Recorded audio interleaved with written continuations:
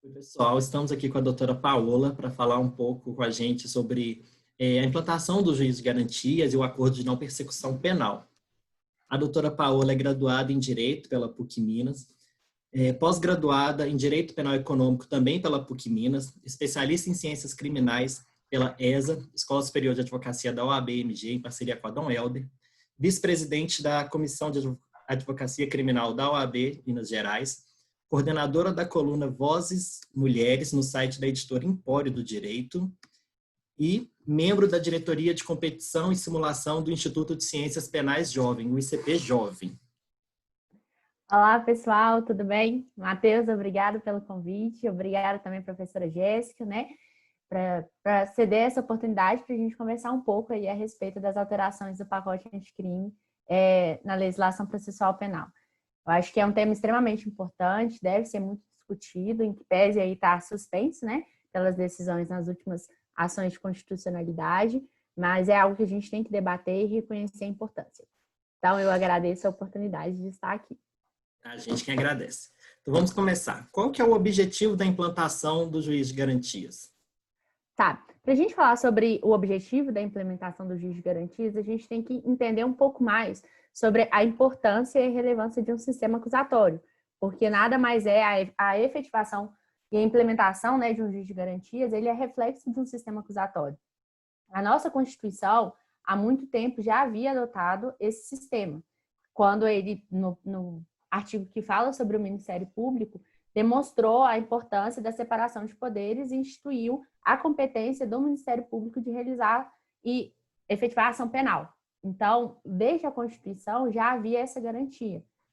Que o nosso Código de Processo Penal, ele é um código de 41, que ele foi feito com uma base totalmente fascista, com todas as orientações do Código que foi implementado também por Mussolini. Então, basta ler ali na exposição de motivos que a gente vai entender que é um código que não corresponde a um sistema democrático e também a um sistema acusatório. E aí, com o passar do tempo, foram feitas legislações que foram totalmente pontuais, que também não atenderam e não foram direcionadas para um sistema acusatório. E aí eu vou explicar mais à frente para vocês o que aconteceu. Mas é importante que a gente saiba que o nosso código, ele, de maneira alguma, tem uma previsão de um sistema acusatório, então ele estava em descompasso com a Constituição. E o que é esse sistema acusatório? É importante que a gente também fale o que ele é e qual que é a importância dele. Eu sei que vocês estão estudando processo penal 1, com toda certeza vocês já sabem disso, mas é importante dizer. Processo penal é garantia do acusado. Processo penal é limitador de poder. Por quê? É através do processo penal que vai se aferir se houve crime ou não, se houve culpa ou não, e qual vai ser a pena imposta para aquela pessoa. Então, é importante que dentro do processo penal se respeite os limites e as regras do jogo. E o porquê que eu digo isso? Porque quando a gente fala em sistema acusatório, o que a gente está dizendo é o juiz, eles têm que estar afastado da função probatória. Não cabe ao juiz produzir mais provas. Pode ser que no sistema inquisitório, em tempos remotos, isso era possível, diante de um contexto social. Hoje não mais. Por quê? Porque nós adotamos um Estado democrático de direito. E o que é um Estado democrático?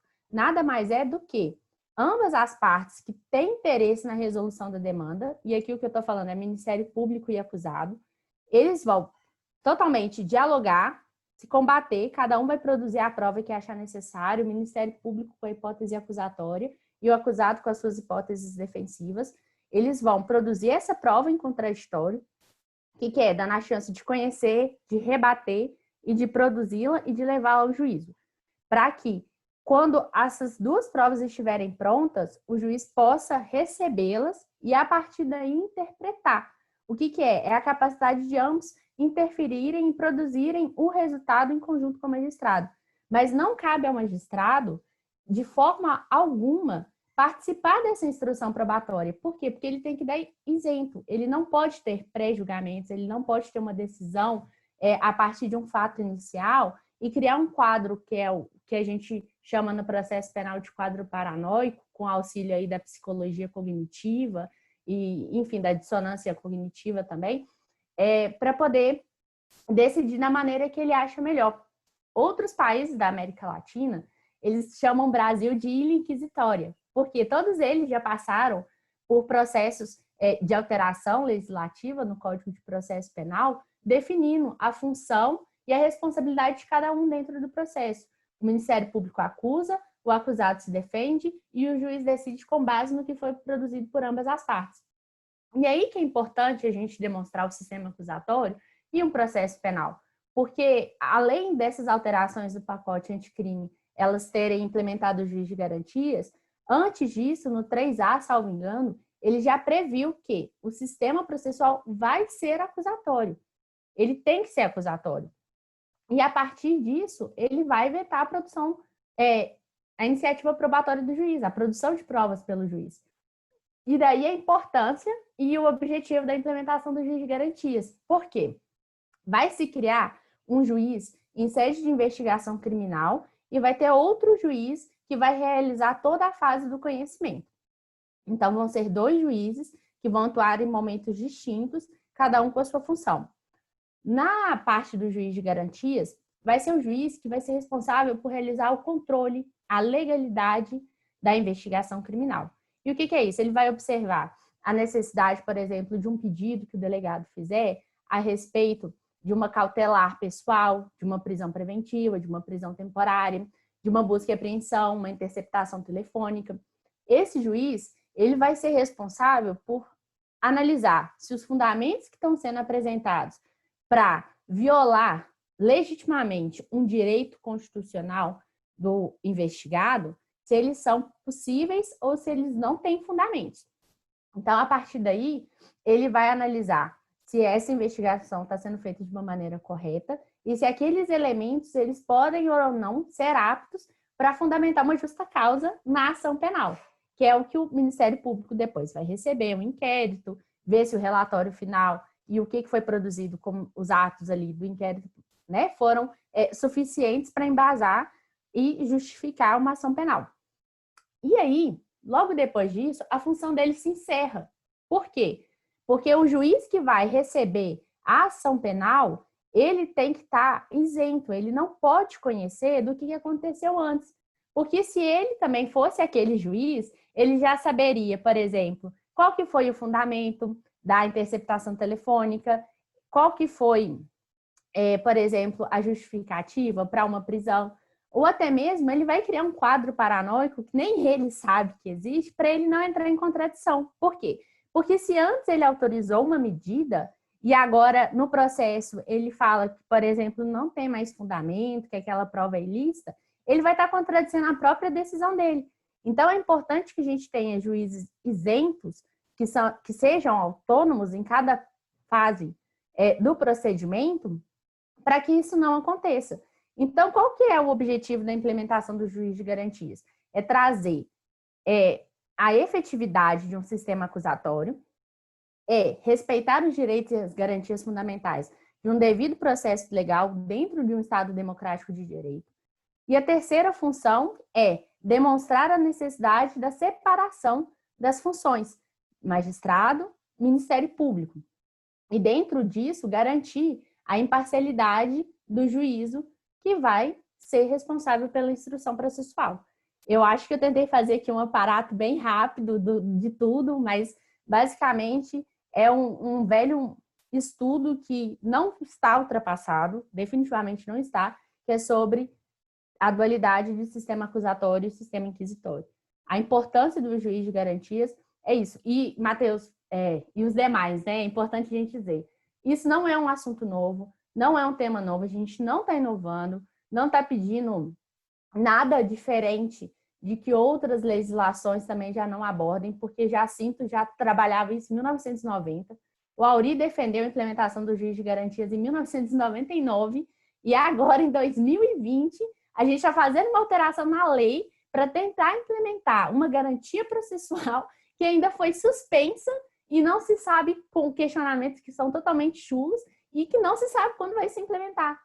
Né? É importante a gente ter essa reflexão. Isso é necessário a gente pensar. O porquê que não se quer implementar e quais que são os benefícios que esse juiz de garantias pode trazer para o processo penal. Então, assim, eu te questiono, ficou alguma dúvida em relação a isso? Algo que eu ainda posso esclarecer? Não, ficou muito claro. Eu só queria agora emendar Perfeito, duas perguntas. Qual que seria o claro. principal ganho quando tiver essa implantação, já que está suspensa? E já que falou que está suspenso, qual que é a dificuldade de se implantar esse juiz de garantias no Brasil hoje? Tanto que essa ação já, esse tema já foi para o STF, a aplicação, a vigência da lei está suspensa, né? A gente ainda não teve a implantação do Exatamente, juiz de foram três. garantia. Inicialmente o TOEFL havia adiado a implementação por 180 dias e depois veio o fluxo, uma decisão que a gente também não acha coerente dentro da organização da STF sobre as decisões, né? Mas, enfim, eu acho que isso é um outro ponto para ser debatido posteriormente. Acabou isso suspendendo tanto o juiz de garantias como outros dispositivos do pacote anticrime por um tempo indeterminado. Então, assim, o que eu vejo como principal mudança e principal ganho com a implementação do juiz de garantias é o quê? A efetivação de garantias fundamentais e de princípios que são essenciais ao processo penal. O Jacinto, ele sempre fala, a gente tem que revisitar os fundamentos dos fundamentos. Por que o processo penal, ele é reconhecido como um processo de resistência? Porque a gente está sempre batendo de frente com o poder estatal, a gente está sempre questionando e pedindo que a legalidade, o básico da legalidade, seja implementado. E quando a gente está pedindo que um juiz de garantia seja implementado, a gente está falando, olha, existem prejuízos para o acusado que se o mesmo juiz que analisou as medidas cautelares, que observou a investigação criminal, julgue ele lá na fase instrutória, ele já está predisposto a condenar, ele já está predisposto a julgar. Então, por mais que a defesa se esforce, por mais que o acusado se esforce, ela não vai conseguir produzir elementos para demonstrar uma inocência. Ou, se não for o caso de uma inocência, uma tipificação correta, por exemplo, ou a não incidência de uma qualificadora, no caso, ou de uma majorante. Por quê? Porque o juiz ele já cria um quadro de que ele já imagina aquele cenário. Então, ele vai rechaçar todas as outras hipóteses e vai ir construindo somente elementos para fundamentar o que ele imagina que está certo. E aqui não é exclusivamente de um juiz ruim, de um juiz mau, ou de um juiz que tem aquela ideia do Batman, de Salvador. A gente não está falando disso. A gente está falando de questões que são cognitivas.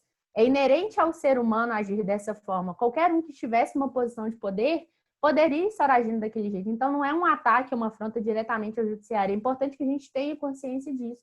É uma predisposição do ser humano agir dessa forma. Então, para mim, o maior ganho, ao meu ver, né, é exatamente a efetivação de um devido processo legal, de uma garantia de uma imparcialidade e de que o acusado vai entrar no processo penal, que é que a gente está usando a teoria dos jogos também do Alexandre, né, dentro de um jogo mesmo, em pé de igualdade com o Ministério Público. Porque se eu tiver Ministério Público e juiz acusando, os dois agindo em desfavor do réu que está aqui do outro lado, a gente já está partindo do pressuposto que ele vai perder. Porque ele já não está entrando em pé de igualdade, vai ser 2 versus 1. E aí, quando se dá a possibilidade do juiz produzir, requerer, atuar como se o Ministério Público fosse, a gente está abrindo leque aí para uma discricionariedade muito grande. Então, a meu ver, o principal ganho é justamente isso, a questão da imparcialidade. Tá, a outra pergunta aqui que eu estou até vendo, né? Qual que é a dificuldade de se implementar o juiz de garantias? A meu ver, isso, e eu estou trazendo também uma informação de cunho pessoal dentro das minhas experiências, dentro dos meus estudos, enfim.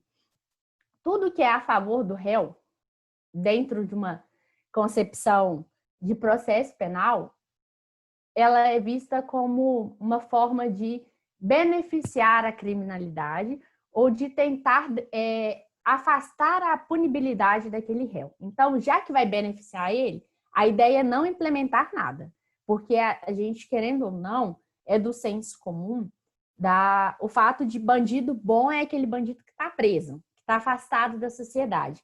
Então, tudo que seja em favor ou em benefício de um processo penal, que vá trazer garantias, deve ser afastado. O que as pessoas vão entender todos nós estamos dispostos e podemos passar por um processo penal. Não é só essa divisão dicotômica de cidadão de bem ou não. todos nós um dia poderemos ser pessoas que são objeto do processo penal. E aí, até quando que essa garantia é importante? Então, acho que esse é o primeiro passo aí de reflexão que a gente tem que ter. Agora, do ponto de vista mais objetivo, ou o que foi levantado pelas associações, por exemplo, é que existem dificuldades. A primeira coisa, na verdade, foi que a implementação de juiz de garantias poderia interferir na lei da magistratura e da organização e da disposição, que não poderia se criar porque estaria interferindo em outra competência.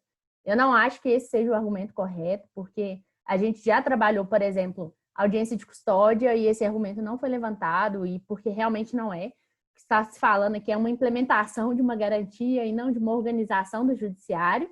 Aqui a gente está falando que tem que ter. Da mesma forma que foi no juizado de violência doméstica também, que é a 11.340, salvo engano, né? Também houve essas disposições de criação de juizados especiais. O próprio juizado especial também não foi levantado em sua época, então para mim não é um fundamento coerente falar sobre disposição.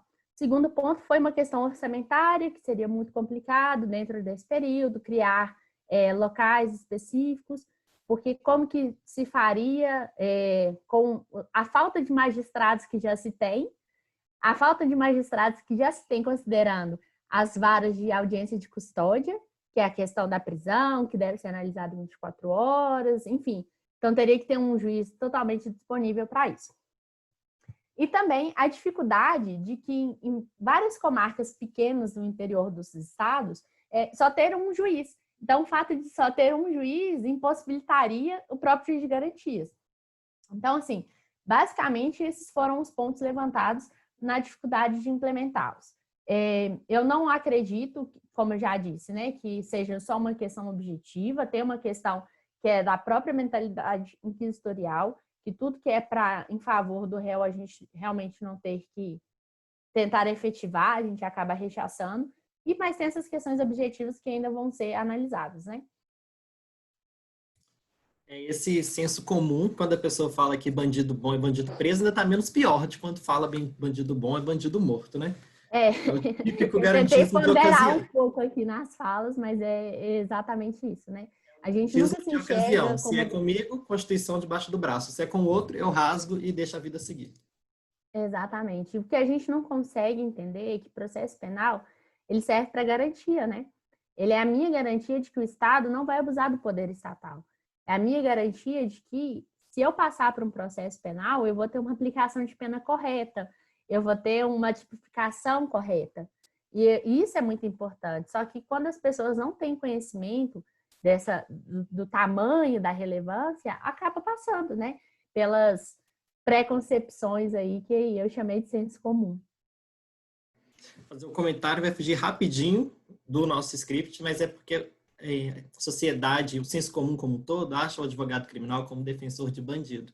Mas não é defensor do bandido, é defensor da aplicação correta da lei. É isso que as pessoas não entendem. Exatamente. Isso é muito importante. A figura do advogado, ela é muito criminalizada. A questão dos honorários é muito criminalizada. A postura do advogado, às vezes as pessoas confundem muito o advogado como o próprio, por exemplo, o próprio investigado ou o próprio acusado, né? E isso é muito complicado, porque o que, na verdade, a gente defende é um Estado democrático de direito que seja justo, que tenha os critérios de legalidade bem definidos e totalmente objetivos.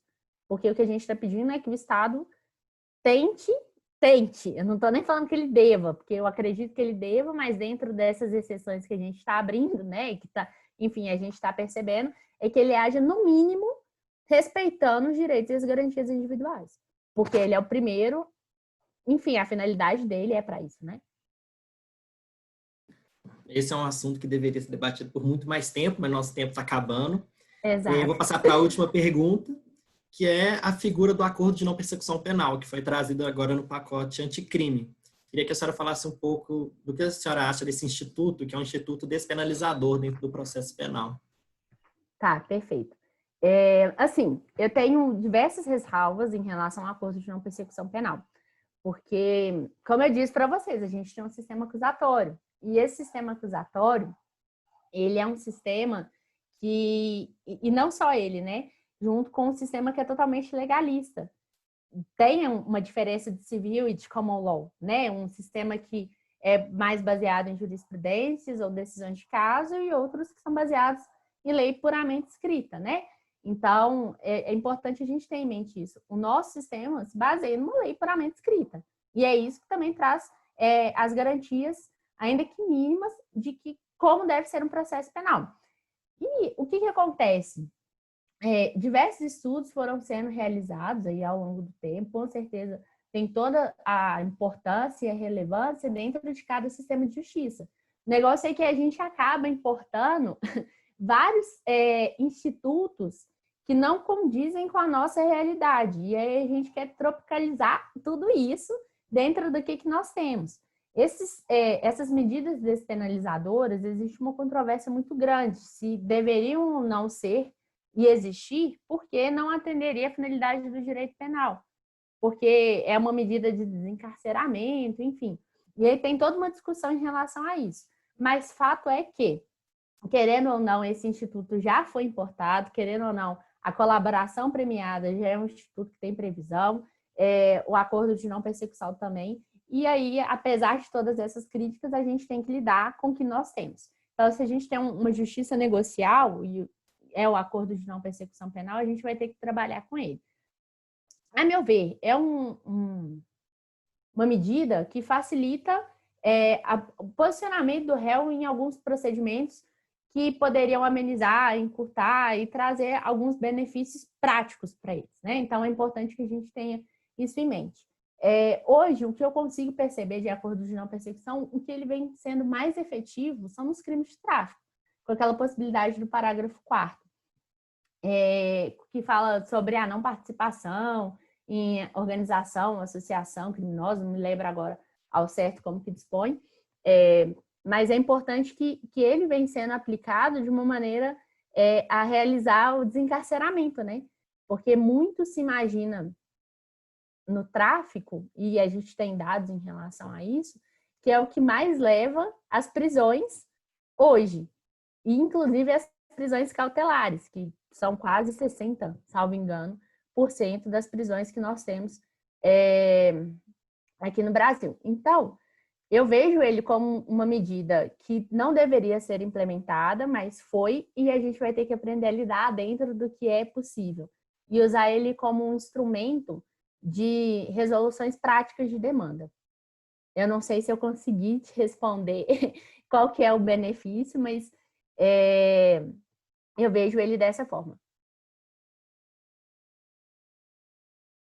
Você está sem áudio. Eu não consigo. Agora, né?